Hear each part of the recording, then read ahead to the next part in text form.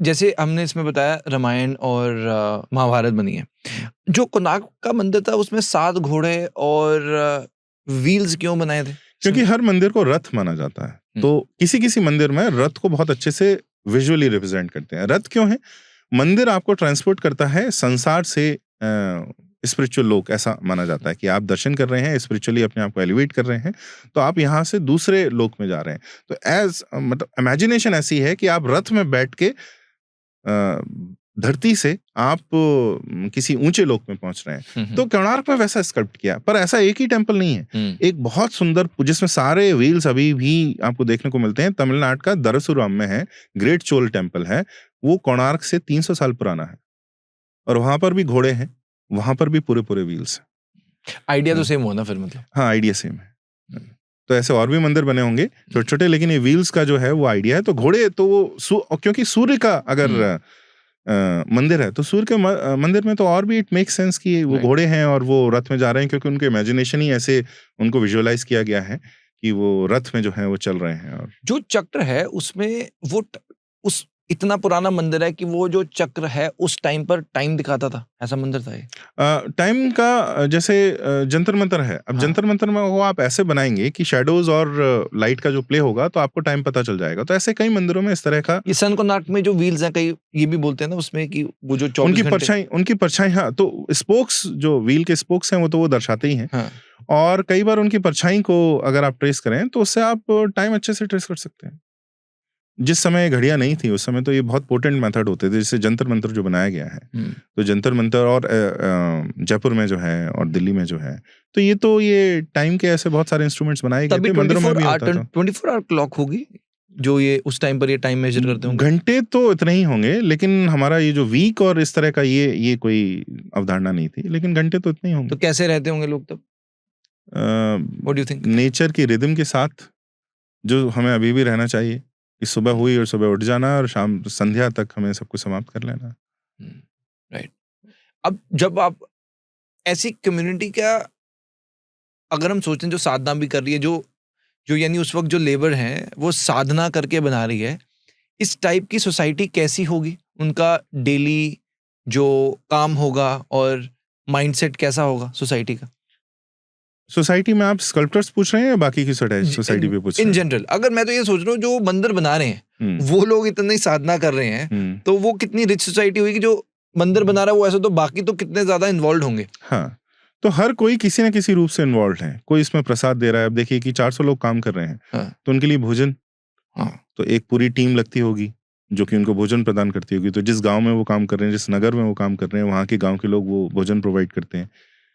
80 साल तक अगर ये चला, मान लो मैं कह रहा हूँ लोएस्ट एस्टिमेट और 20 ईयर्स भी समझ, तो 20 साल तक 400 लोगों को रोज खाना खिलाना, ये बहुत बड़ी बात है। पर वो भी होता होगा, राजा भी उपलब्ध कराता होगा, पर जो कम्युनिटी है वो भी इन्वॉल्व होती होगी। क्योंकि मंदिर एक ऐसी चीज है, तमिलनाडु में अगर आप जाएंगे सारी, अभी भी दिखता है, गोवा में अगर आप जाएंगे सारी कम्युनिटी इन्वॉल्व होती है। तो आसपास के जो घर हैं वो कोई फूल उगाता है, फूल उगा के ऑफर करता है, कोई सब्जी उगा के ऑफर करता है या देते हैं और उनको उसमें प्रसाद भी मिलता है, कोई कपड़े ऑफर करते हैं, बुन के देते हैं। तो पूरी कम्युनिटीज उसमें इन्वॉल्व रहते थे। तो उनका जो दिनचर्या थी उस समय, एक तो फिजिकल लेबर बहुत था, तो body fitter than hours for sure, ये तो रहते ही होंगी। और उसके बाद फिजिकल लेबर के बाद ऐसा ओरिएंटेशन था लाइफ का कि जिसमें आप धीरे धीरे धीरे आपका चित्त और प्योर हो, ना कि और पोल्यूशन हो उसमें। ये जो उसमें बाकी केव्स हैं उसमें क्या है?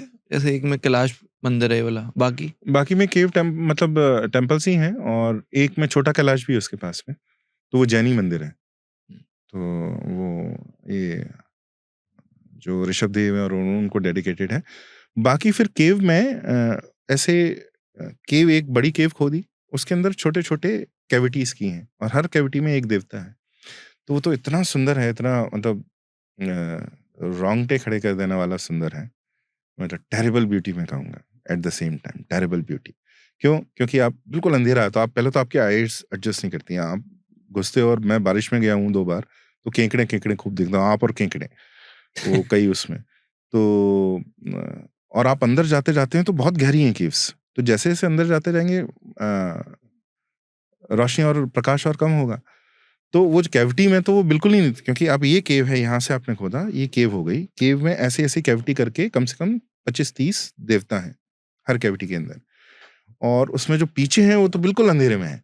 तो मैं अपना कैमरा लेके जाता था, जो फ्लैश करता था सडनली इट्स डार्क, एंड आपने फ्लैश किया तो महिषासुर मर्दिनी डीमन का वो मार रही है अपने त्रिशूल के साथ, एंड इट्स सो ओवरवेलमिंग वो जो एक्सपीरियंस होता है with all that raw beauty जो आपको वो देखने को मिलती है। तो Ellora is just at another level. ये जो एलोरा की जो एक केव में कैलाश मंदिर है, बाकी केव्स के अंदर भी बहुत कुछ है। हाँ, बहुत, तो केव टेम्पल्स ऐसे ही हैं। वहाँ पे बुद्धिज्म का भी मैंने पढ़ा था कहीं पे। हाँ, तो बुद्धिस्ट केव्स हैं, जैन केव्स हैं, हिंदू केव्स हैं, सब कुछ है। तो ये तीनों केव्स एक ही टाइम पर थी, तो इसका मतलब तीनों धर्म एक टाइम पर थे, ऐसा?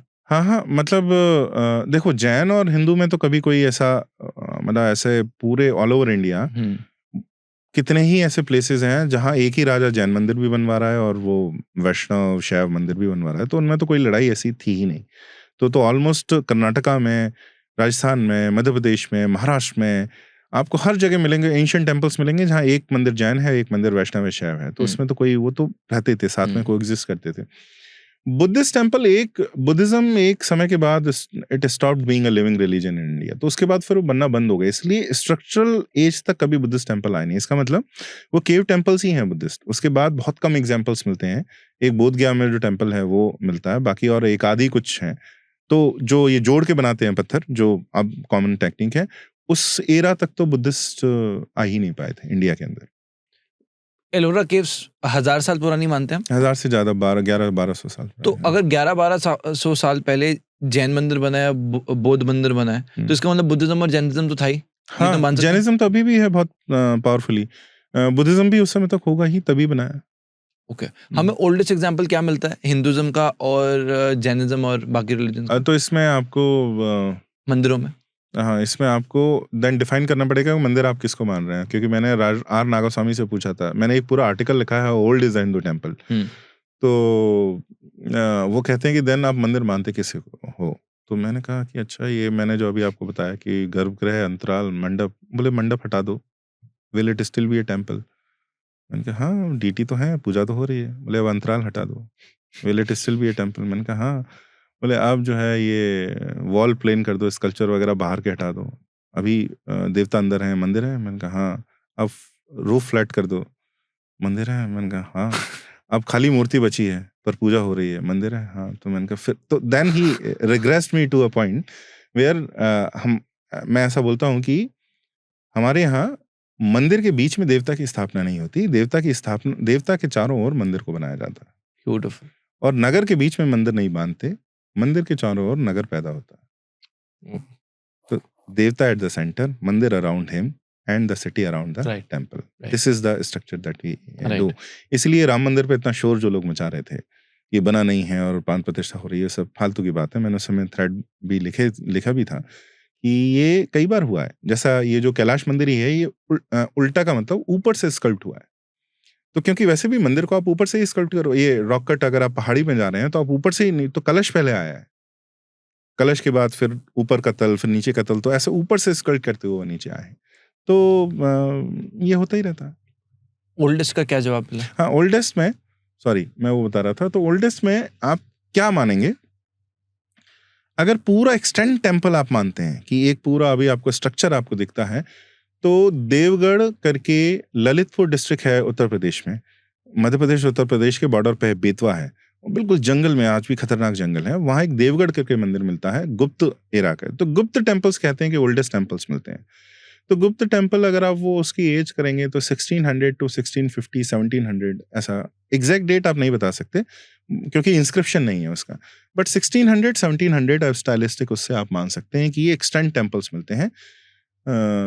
जो महाबलीपुरम के मंदिर हैं तमिलनाडु में, महाबलीपुरम अगर आप गए, चेन्नई के पास, एब्सोल्युटली वंडरफुल प्लेस, वहाँ भी रॉक कट टेम्पल्स हैं, वो ओल्डेस्ट हैं, वो भी 1500, 1400 ईयर्स ओल्ड आपको वहाँ पर टेम्पल्स मिल जाएंगे। बट अगर आप मूर्ति की बात करते हैं, विग्रह जो मेन मंदिर में मूर्ति है, तो चिजरला करके एक है आंध्र प्रदेश में, वो 2300 से 2200 साल पुरानी मूर्ति बोलते हैं, वो अभी भी पूजा में है। पंचमुखी लिंग है, तो लिंग के ऊपर शिव के रूप भी स्कल्प्टेड है। उसको बहुत शुभ माना जाता है, तो वो उतना पुराना है। परंतु एविडेंस कैसा हो, तो जो मैंने आपको मंदिर के एग्जाम्पल्स बताए, आर्कियोलॉजिस्ट जनरली कहते हैं कि उतना ही ओल्ड है, लेकिन ये मानना इसलिए बेवकूफ़ी होगा कई उससे, क्योंकि उसके पहले हमारे यहाँ मंदिर टेम्पररी मटेरियल से बनाए जाते थे, मड, थैच, और इसमें बहुत इकोलॉजिकल सोसाइटी थी। आज भी हमारे यहाँ नाट्यवेदी, मतलब जब हम नाट्य करते हैं, कोई थिएटर करते हैं, तो theatre you construct and reconstruct. आज भी गणपति की पूजा आप उत्सर्जन विसर्जन, देवी का भी ऐसे ही करते हैं। तो ये हमारी प्रथा रही है। पहले हम मंदिर भी ऐसे ही करते थे, यज्ञ वेदी भी ऐसे ही करते हैं। आप बनाते हैं, यज्ञ किया, 1 महीने किया, उसके बाद उसको हटा दिया, डिसमेंटल कर दिया। कुंभ मेला आया, इतना बड़ा नगर बन जाता है, 10 करोड़ लोग एक साथ में, वो 1 महीने बाद वहां पर कोई भी नहीं बचेगा। तो इस तरीके की हमारी परंपरा है। मंदिर भी पहले ऐसे बनाते थे, बाद में फिर उसको स्टोन में और अधिक वो बांधने लगे, तो तब से ये एविडेंस मानते हैं। बट अगर आप मूर्ति का एविडेंस देखें तो 2300 साल पुराना। अगर आप उससे पुराना जाएं, न्यूमिस्मेटिक कॉइन्स में एविडेंस देखें, तो लगभग 2500-2600 साल पुराने कॉइन्स में आपको मंदिर दिखते हैं। फिर अगर आप लिटरेरी एविडेंस देखें, तो रामायण के पात्रों को कहा, बार बार मेंशन किया जा रहा है कि देवालय जा रहे हैं वो। तो रामायण के पात्र, रामायण कितना भी कंजर्वेटिव एस्टिमेट आप ले लो, 3500-4000 साल पुराना तो मानोगे आप। ये तो सारे मतलब जो लेफ्टिस्ट हिस्टोरियंस हैं वो भी ये मानते हैं। तो 4000, अगर रामायण के काल में ये बताया जा रहा है कि मंदिर उतना, तो मंदिर तो होंगे 4000 साल पुराने तो एटलीस्ट हैं, लिटरेरी एविडेंस ये कहता है। तो कौन सा एविडेंस आप कंसिडर कर रहे हैं, इससे भी डिपेंड करता है। बट मेरे ख्याल से सारे एविडेंस अनुसार सारे एविडेंस को आपको कंसिडर करना पड़ेगा।